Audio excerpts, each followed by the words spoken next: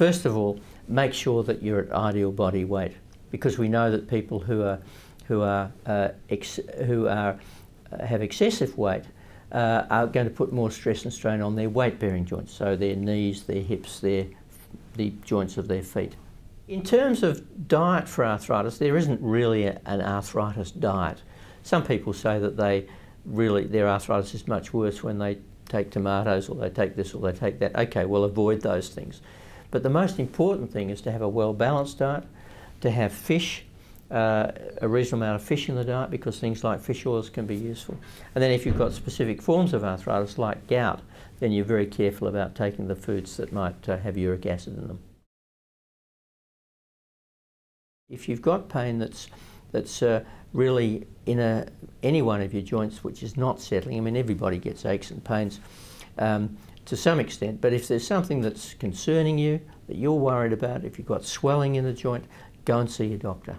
Get a diagnosis, and having got that diagnosis, then you can get onto a treatment plan which may lead you into all sorts of areas. But the first thing is diagnosis. There are many groups in the community, particularly Arthritis Australia, who provide very good patient education material, have good ideas about who you should get in touch with, which health professional might be able to help you, what sort of exercises are good for you, what sort of exercises probably aren't going to help you.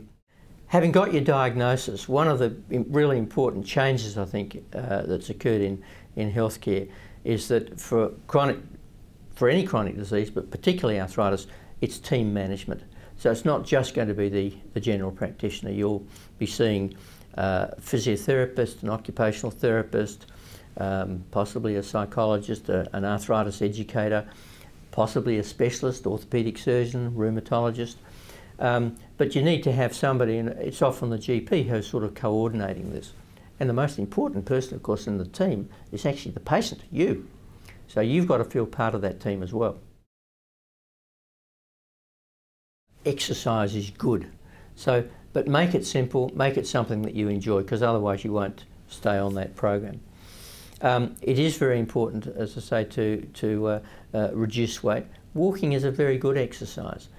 Strengthening exercises for your knees, building up the muscles around your hips and your knees, so that some of those muscles can take over, can take some of the pain away from the joints.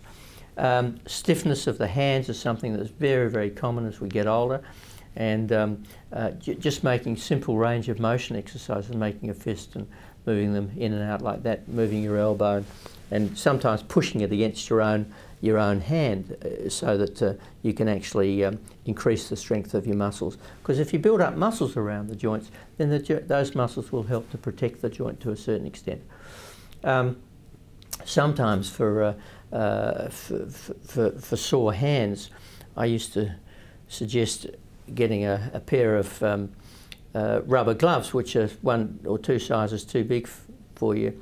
Fill one of the fingers with a bit of olive oil or a bit of vegetable oil, and then put your hand in the glove and do the exercises in warm water. You've got your own hydrotherapy pool or your own wax pool very, very cheaply. Hydrotherapy is a very good way of getting exercises. That's in a warm pool, because the water takes some of the weight off your joints, so it allows you often much greater freedom of movement. And if your joint's particularly sore, then it will allow you to put that joint through a range of motion that you probably won't be able to do if you're on dry land. If you've got pain when you're exercising, it doesn't necessarily mean that you should stop doing that exercise. It's something that you should talk to your health professional about. Sometimes if your joints have been particularly stiff, you've had a flare-up of your arthritis, your joints have been very sore, it's the muscles that are a bit sore once you start to move them. But if you continue to move through that pain barrier, if you like, then that pain will go away. But you need to be careful. If the pain is getting much worse when you're exercising, or you're finding that when you do a particular exercise you've got pain that's lasting for 3 or 4 minutes afterwards, then that's the sort of thing you should talk to your physiotherapist or your arthritis educator or your general practitioner or specialist.